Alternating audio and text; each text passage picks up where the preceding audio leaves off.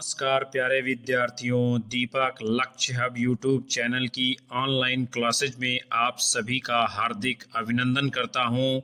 यह सत्र आपके लिए बहुत ही लाभदायक होने वाला है, जो कि लखनऊ विश्वविद्यालय के चतुर्थ सेमेस्टर हिंदी विषय से, जो कि आपका प्रथम प्रश्न पत्र है, हिंदी उपन्यास साहित्य, जिसमें आपके पाठ्यक्रम में लगे हुए यशपाल जी के ऐतिहासिक उपन्यास दिव्या के हम 100 वैकल्पिक प्रश्नों के ऊपर चर्चा करेंगे, जो आपके लिए आगामी आने वाली लखनऊ विश्वविद्यालय की परीक्षा में हूबहू प्रश्न टकराएंगे और इस उपन्यास से संबंधित आपके पेपर में कोई भी प्रश्न इससे बाहर नहीं होगा। सत्र की शुरुआत करने से पहले यदि आप पहली बार हमारे चैनल के ऊपर विजिट कर रहे हैं तो कृपया तुरंत सब्सक्राइब कर बेल आइकन दबा लें, लिंक को अपने दोस्तों में भेजें, शेयर करें। बगैर किसी भूमिका के, बगैर किसी देरी के शुरुआत करते हैं हम आज की कक्षा की पहले प्रश्न के साथ में। दिव्या उपन्यास के रचनाकार हैं प्रेमचंद, अमृतलाल नागर, यशपाल, हजारी प्रसाद द्विवेदी। तो दिव्या ये जो है यशपाल जी का उपन्यास है। और किस प्रकार का ये उपन्यास है? ऐतिहासिक उपन्यास ये है, ऐतिहासिक। फिर जो है आगे देखेंगे अगला प्रश्न, यशपाल का उपन्यास नहीं है अमिता, झूठा सच, देशद्रोही, बूंद और समुद्र। तो अमिता, झूठा सच और देशद्रोही ये तीनों उपन्यास यशपाल जी के हैं, और जो इनका नहीं है वो है बूंद और समुद्र। और ये है किसका? अमृत लाल नागर जी का। बूंद और समुद्र जो उपन्यास है ये अमृत लाल नागर जी का है। फिर है अगला, यशपाल का जन्म हुआ था 1903 में, 1905 में, 1907 में, 1901 में। तो यशपाल जी का जन्म जो है सन 1903 ईस्वी में हुआ था। फिर है यशपाल निजी जीवन में रहे हैं। क्या रहे हैं? सरकारी कर्मचारी, शिक्षक, क्रांतिकारी, राजनेता। तो यशपाल जी अपने निजी जीवन में क्या रहे हैं? क्रांतिकारी। इन्होंने असहयोग आंदोलन में और देश की आज़ादी के लिए, राष्ट्र प्रेम के लिए बहुत सारे काम किए, बहुत सारा इनका योगदान जाना जाता है। फिर अगला प्रश्न है, यशपाल की आत्मकथा है दादा कॉमरेड, पार्टी कॉमरेड, सिंहावलोकन, मनुष्य के रूप में। तो इनकी जो आत्मकथा है उसका नाम क्या है? सिंहावलोकन। जबकि दादा कॉमरेड, पार्टी कॉमरेड और मनुष्य के रूप में ये क्या हैं? इनके तीनों उपन्यास हैं। फिर अगला प्रश्न है, यशपाल के उपन्यास हैं, विकल्प हैं आपके छायावादी, आंचलिक, प्रगतिवादी, ऐतिहासिक। तो यशपाल जी प्रगतिवादी विचारधारा के उपन्यासकार हैं, इसलिए इनके उपन्यास किस प्रकार के हैं? प्रगतिवादी। फिर है दिव्या उपन्यास है, किस प्रकार का है? ऐतिहासिक, पौराणिक, राजनीतिक, सांस्कृतिक। तो ये उपन्यास किस प्रकार का है? ऐतिहासिक है। फिर अगला है, दिव्या की कथा का केंद्र क्या है? मथुरा, सागल, दिल्ली, पटना। तो इसकी कथा का केंद्र क्या है? सागल। फिर है, सागल का वर्तमान नाम क्या है? रावलपिंडी, सियालकोट, श्रीनगर, अमृतसर। तो वर्तमान नाम सागल का क्या है? सियालकोट। अगला क्वेश्चन है, सागल किस देश में स्थित है? भारत, पाकिस्तान, बांग्लादेश, अफगानिस्तान। तो सागल आजकल कहाँ है? ये पाकिस्तान में है, भारत विभाजन के बाद में वहाँ चला गया था। फिर है अगला, दिव्या पर किस दर्शन का प्रभाव है? चारवाक दर्शन, आगे विकल्प हैं बौद्ध दर्शन, हिंदू दर्शन और इस्लाम दर्शन। तो दिव्या उपन्यास के ऊपर किसका प्रभाव देखने को मिलता है? चारवाक दर्शन का। फिर अगला क्वेश्चन है, निम्नलिखित में से दिव्या का नाम नहीं है? दिव्या, दारा, अंशुमाला, रत्न प्रभा। तो जो दिव्या का नाम नहीं है वो क्या है? रत्न प्रभा। बाकी ये सारे जो है पात्र दिव्या उपन्यास में आते हैं। फिर है चारवाक दर्शन के प्रतिष्ठापक हैं पृथुसेन, मॉरिस, प्रेस्थी, रुद्रधीर। तो इसके जो प्रतिष्ठापक हैं उसका नाम क्या है? मौर्यस्पत्य। फिर है अगला, सागल किस राज्य की राजधानी है? मगध, वत्स, भद्र, कौशल। तो सागल जो है ये भद्र राज्य की राजधानी है। फिर अगला है, भद्र देश की राजधानी है? मल्लिका, रत्नप्रभा, सीरो, दारा। तो भद्र देश की राजधानी क्या है? मल्लिका। आगे है, सागल के उत्सव का नाम है? बसंतोत्सव, मधुपर्व, होलिकोत्सव, दीपोत्सव। तो सागल के उत्सव का नाम क्या है? मधुपर्व। फिर अगला है, दिव्या को कौन सी उपाधि दी गई है? विकल्प हैं सर्वश्रेष्ठ सुंदरी, राजनर्तकी, नगरश्री। अगला विकल्प है सरस्वती पुत्री। तो दिव्या को जो है सरस्वती पुत्री की उपाधि दी गई है। फिर है, सागल पर सर्वश्रेष्ठ खड्गधारी कौन चुना गया?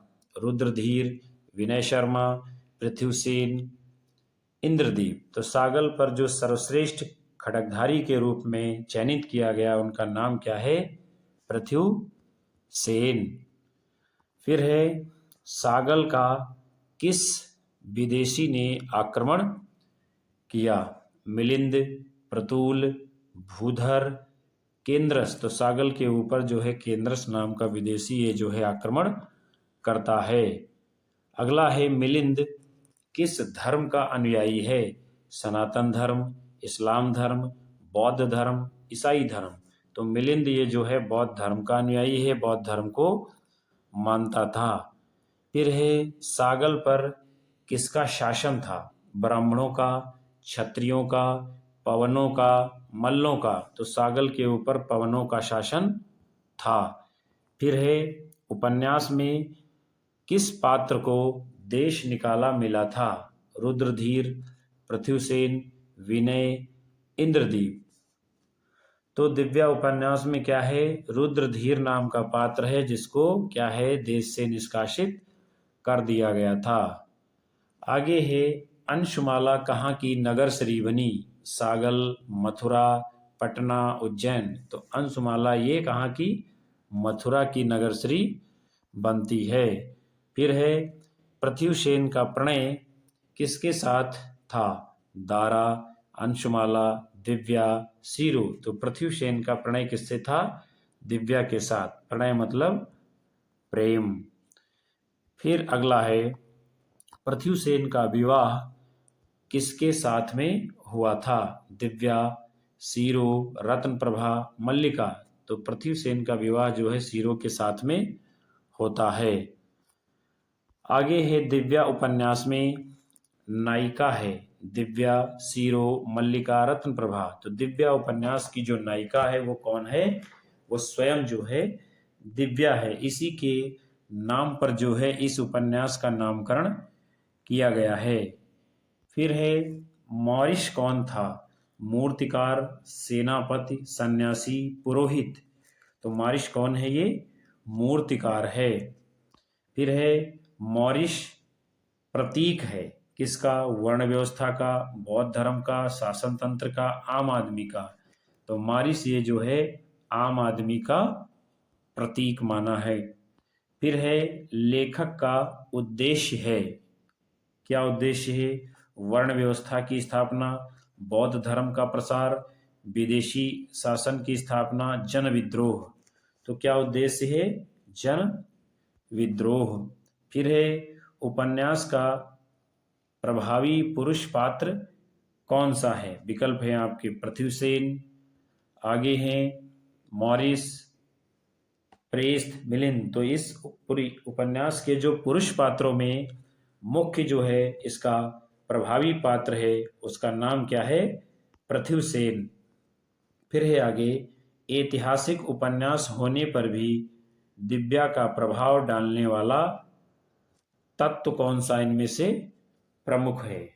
विकल्प हैं आपके गांधीवादी, पूंजीवादी, मार्क्सवादी, अराजकतावादी। तो ऐतिहासिक उपन्यास होने पर भी दिव्या पर जो प्रभाव डालने वाला तत्व है, दर्शन है जो, वो क्या है? मार्क्सवाद। फिर जो है आगे है दिव्या उपन्यास की प्राकथन में निम्न कथन दिव्या इतिहास नहीं ऐतिहासिक कल्पना माना है, किसने कहा है? Karl Marx, Gyanendra, Yashpal, Bhisham Sahni. तो दिव्या उपन्यास के प्राक्तन में ये कथन जो है कि दिव्या इतिहास नहीं यानी ऐतिहासिक कल्पना, इसको किसने माना है? यशपाल जी ने। फिर आगे है प्रगतिवादी अथवा मार्क्सवादी विचारधारा के उपन्यासकारों में सर्वप्रथम किस उपन्यासकार का नाम आता है? यशपाल, श्रीलाल शुक्ल, भीष्म साहनी, अमरकांत। तो मार्क्सवादी विचारधारा के उपन्यासकारों में जो सर्वप्रथम नाम आता है वो हैं यशपाल जी। फिर आगे है यशपाल का दादा कामरेड उपन्यास किस वर्ष प्रकाशित हुआ? 1940, 1939, 1941, 1950। तो दादा कामरेड उपन्यास जो कि यशपाल जी का है और इसका प्रकाशन 1941 ईस्वी में होता है। फिर है क्रांतिकारियों की गतिविधियों का विश्वसनीय चित्रण यशपाल के किस उपन्यास में हुआ है? पार्टी कामरेड, दादा कामरेड, झूठा सच, दिव्या। तो दादा कामरेड उपन्यास में क्रांतिकारियों की गतिविधियों का विश्वसनीय चित्रण किया गया है। फिर है अगला, यशपाल के किस उपन्यास में सन 1930 से 1942 तक की राजनीतिक स्थिति का अंकन हुआ है? देशद्रोही, अमिता, दिव्या, 12 घंटे। तो 1930 से 1942 तक की राजनीतिक स्थिति का चित्रण किसमें हुआ है? देशद्रोही उपन्यास में, जिसका प्रकाशन 1943 ईस्वी में होता है। फिर है आगे, देशद्रोही उपन्यास का प्रकाशन काल है 1944, 1942, 1943, 1945। तो देशद्रोही उपन्यास का प्रकाशन काल क्या है? 1943 ईस्वी। आगे है यशपाल के किस उपन्यास में ऐतिहासिक कल्पना का प्रभाव है? अमिता, दिव्या, झूठा सच, 12 घंटे। तो दिव्या उपन्यास जो कि यशपाल का है, इसमें क्या है? ऐतिहासिक कल्पना का प्रभाव देखने को मिलता है। यशपाल का दिव्या उपन्यास कब प्रकाशित हुआ? 1945, 1946, 1947, 1948। तो दिव्या उपन्यास का प्रकाशन 1945 ईस्वी में होता है। फिर है यशपाल का उपन्यास पार्टी कामरेड का प्रकाशन काल है 1947, 1945, 1946, 1949। तो पार्टी कामरेड उपन्यास का प्रकाशन 1946 ईस्वी में होता है। फिर है कम्युनिस्ट पार्टी की विचारधारा एवं कार्यक्रम का समर्थन करने वाला यशपाल का उपन्यास है झूठा सच, पार्टी कामरेड, अमिता, मनुष्य के रूप में। तो कम्युनिस्ट पार्टी की विचारधारा एवं कार्यक्रम का समर्थन करने वाला जो यशपाल जी का उपन्यास है उसका नाम क्या है? Party comrade. आगे है यशपाल का उपन्यास मनुष्य के रूप में, इसका प्रकाशन कब हुआ? 1950, 1948, 1949, 1956। तो मनुष्य के रूप में इस उपन्यास का प्रकाशन 1949 ईस्वी में होता है। फिर है यशपाल का ऐतिहासिक उपन्यास अमिता का प्रकाशन काल है 1960, 1955, 1957, 1956। तो अमिता उपन्यास का प्रकाशन 1956 ईस्वी में होता है। फिर है यशपाल का राष्ट्र विभाजन एवं त्रासदी का चित्रण करने वाला उपन्यास है झूठा सच, दिव्या, पार्टी कॉमरेड, अमिता। तो राष्ट्र विभाजन की त्रासदी का चित्रण करने वाला जो यशपाल जी का उपन्यास है उसका नाम क्या है? झूठा सच। आगे है झूठा सच कितने भागों में प्रकाशित हुआ है? 1, 2, 4, 3। तो झूठा सच ये जो उपन्यास है ये 2 भागों में प्रकाशित होता है। फिर है झूठा सच उपन्यास के पहले भाग का नाम बताइए। वतन और देश, देश का भविष्य, राजनीतिक संघर्ष, अमिता। तो झूठा सच उपन्यास के पहले भाग का नाम क्या है? वतन और देश। जबकि दूसरे भाग का नाम क्या है? देश का भविष्य। फिर आगे है दिव्या उपन्यास में मारिश मूर्तिकार किस दर्शन का समर्थक है? चारवाक दर्शन, जैन दर्शन, बौद्ध दर्शन, इनमें से कोई नहीं। तो मारिश मूर्तिकार है जो ये चारवाक दर्शन का समर्थक है। फिर है भद्रे नारी सृष्टि का साधन है। सृष्टि की आदि शक्ति का क्षेत्र व समाज व कुल का केंद्र है। अंशुमाला को समझाते हुए ये कथन किसने कहा है? दिव्या, मारिस, पृथ्वीसेन, सीरो। तो भद्रे नारी सृष्टि का साधन है, सृष्टि की आदि शक्ति का क्षेत्र व समाज व कुल का केंद्र है, ये कथन किसका है? मॉरिस नामक पात्र का। अगला है नारी का धर्म निर्वाण की सृष्टि नहीं, कथन किस पात्र का है? दिव्या, मॉरिस, सीरो, दारा। तो नारी का धर्म निर्वाण नहीं सृष्टि है, ये कथन किसका है? दिव्या का। फिर है दिव्या उपन्यास में सागल स्थान का वर्तमान नाम क्या है? सियालकोट, अफगानिस्तान, पाकिस्तान, नेपाल। तो दिव्या उपन्यास में सागल स्थान वर्तमान में कहाँ है? पाकिस्तान में है।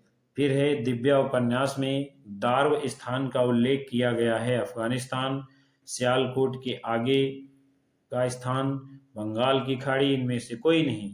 तो दार्व नामक स्थान ये कहाँ पर है? सियालकोट के और आगे का स्थान। फिर है मॉरिस के पिता का नाम बताइए। पृथ्वीसेन, पुण्यकांत, सीरो, दारा। तो मॉरिस के पिता कौन है? पुण्यकांत जी। अगला है सागल का सर्वश्रेष्ठ मूर्तिकार कौन है? सीरो, पृथ्वीसेन, मॉरिस, इनमें से कोई नहीं। तो सागल का जो सर्वश्रेष्ठ मूर्तिकार है वो कौन है? मॉरिस। फिर है अगला चारवाक का दूसरा नाम क्या है? लोकायत, बौद्ध दर्शन, जैन दर्शन, वैष्णव धर्म। तो चारवाक का दूसरा नाम क्या है? लोकायत। फिर है अगला मिलिंद के सेनापति का नाम बताइए। पृथ्वीसेन, मिथोद्रास, मॉरिस, इनमें से कोई नहीं। तो मिलिंद के सेनापति का नाम क्या है? मिथोद्रस। फिर है अगला पृथ्वीसेन की पत्नी का क्या नाम था? सीरो, दिव्या, कांति, अंशुमाला। तो पृथ्वीसेन की पत्नी कौन है? सीरो। आगे है सागल का अश्व व्यापारी कौन था? प्रेस्थ, दिव्या, मॉरिस, पृथ्वीसेन। तो सागल का जो अश्व व्यापारी था, अश्व यानी घोड़े का व्यापार करने वाला, उसका नाम क्या है? प्रेस्थ। फिर है अगला दास प्रेस्थ के पुत्र का नाम है। पृथ्वीसेन, मिथोद्रस, मॉरिस, अश्व व्यापारी। तो दास प्रेस्थ के पुत्र का नाम क्या है? पृथ्वीसेन। फिर है दिव्या और सीरो के पति का नाम बताइए। प्रेस्थ, मिथोद्रस, पृथ्वीसेन, इनमें से कोई। तो दिव्या और सीरो के पति का नाम क्या है? पृथ्वीसेन। फिर है अगला सागल की न्याय व्यवस्था के मुख्य न्यायमूर्ति हैं। धर्मस्थ देश शर्मा, पृथ्वीसेन, प्रेस्थ, महापंडित वागीश शर्मा। तो सागल की न्याय व्यवस्था के जो मुख्य न्यायमूर्ति हैं उनका नाम क्या है? धर्मस्थ देश शर्मा। फिर है आगे दिव्या के पिता का क्या नाम है? विकल्प हैं आपके विष्णु शर्मा, देव शर्मा, प्रबुद्ध शर्मा, विनय शर्मा। तो दिव्या के पिता कौन है? देव शर्मा।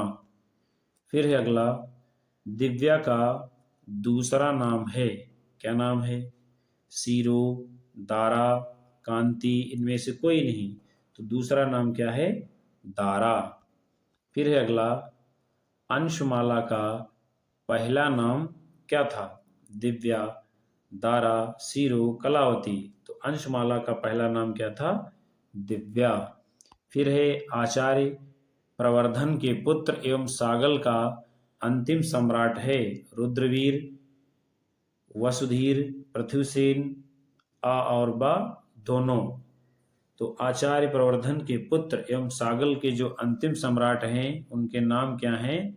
रुद्रवीर और वसुधीर, अर्थात विकल्प आ और बा दोनों सही हैं। फिर है सर्वार्थ के पुत्र का नाम है इंद्रदीप, इंद्रजीत, वसुधीर, रुद्रधीर। तो सर्वार्थ के पुत्र का नाम क्या है? इंद्रदीप। फिर है प्रतूल कौन था? विकल्प हैं स्वर्णकार, मूर्तिकार, दास व्यापारी, सेनापति। तो प्रतूल कौन है? ये दास व्यापारी है। फिर है दिव्या का पालन पोषण किसने किया? धाता, सीरो, कलावती, दिव्या। तो दिव्या का पालन पोषण कौन करता है? धाता। फिर आगे है छाया की माता का नाम क्या था? दिव्या, धाता, सीरो, अंशुमाला। तो छाया की माता कौन है? धाता। फिर है अगला, छाया किससे प्रेम करती है? बाहुल, शंकुल, पृथ्वीसेन, मॉरिश। तो छाया ये जो है बाहुल से प्रेम करती है। फिर है मल्लिका सागल की क्या थी? संगीतकार, कला की अधिष्ठात्री, वेश्या, गायिका। तो मल्लिका ये सागल की कला की अधिष्ठात्री थी। फिर है रुचिरा कौन थी? मल्लिका की पुत्री, दिव्या की बहन, पृथ्वीसेन की बहन, सौरो की बहन। तो रुचिरा ये कौन है? मल्लिका की पुत्री है। फिर है दिव्या मधुलिका कुमुद सेना मल्लिका की क्या थी? शिष्या, पुत्री, नृत्यांगना, संगीतकार। तो दिव्या ये जो है मधुलिका कुमुद सेना मल्लिका की क्या है? शिष्या है। फिर है मथुरा की कला का प्रदर्शन करने वाली प्रमुख कलाकार है रुचिरा, रत्न प्रभा, सीरो, मॉरिश। तो मथुरा की कला का प्रदर्शन करने वाली जो प्रमुख कलाकार है उसका नाम क्या है? रत्न प्रभा। फिर है आगे, स्थावर चीबूक बौद्ध दर्शन की परंपरा के क्या थे? वैद्य, ज्योतिषी, बौद्ध दर्शन के प्रणेता, जैन धर्म के अनुयायी। तो स्थाविर चीबुक बौद्ध दर्शन की परंपरा के क्या थे? ये वैद्य थे। अगला क्वेश्चन है, स्थाविर चीबुक ने बौद्ध दर्शन की परंपरा में धर्मांतरण कराने वाले पात्र का नाम है? दिव्या, पृथ्वीसेन, मॉरिश, विष्णु शर्मा।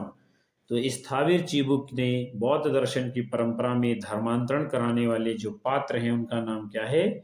पृथ्वीसेन। फिर है झूठा सच उपन्यास के दूसरे भाग का नाम बताइए। वतन और देश, देश का भविष्य, राजनीतिक संघर्ष, अमिता। तो दिव्या उपन्यास जो कि यशपाल जी का है, माफ करिएगा, झूठा सच उपन्यास जो है ये यशपाल जी का है, उसके दूसरे भाग का नाम क्या है? देश का भविष्य। अगला है सागल का सबसे प्रसिद्ध यानी महान योद्धा कौन था?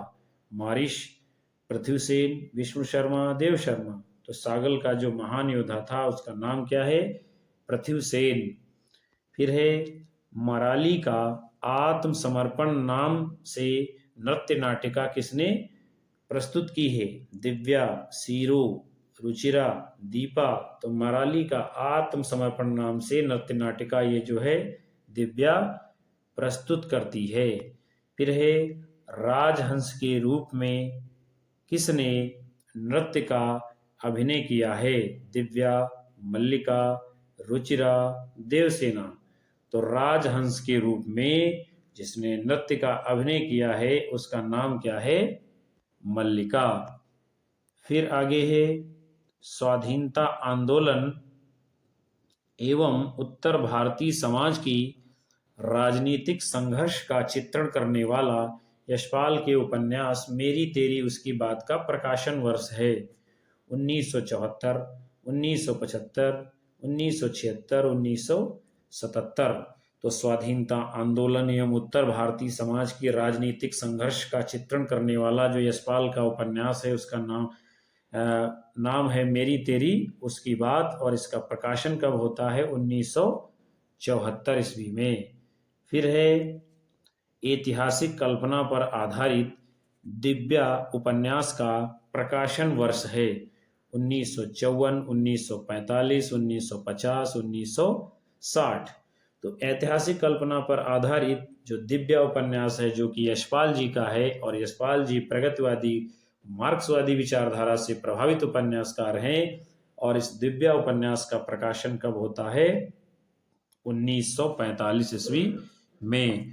तो प्रिय विद्यार्थियों, इस सत्र के अंतर्गत आप सभी ने लखनऊ विश्वविद्यालय के चतुर्थ सेमेस्टर में हिंदी विषय के प्रथम प्रश्न पत्र अर्थात हिंदी उपन्यास साहित्य के अंतर्गत यशपाल जी के ऐतिहासिक उपन्यास दिव्या से संबंधित महत्वपूर्ण प्रश्नों को देखा, जो आपकी आगामी आने वाली परीक्षा में आने वाले हैं। मैं उम्मीद करता हूं कि आपको सत्र अवश्य पसंद आएगा।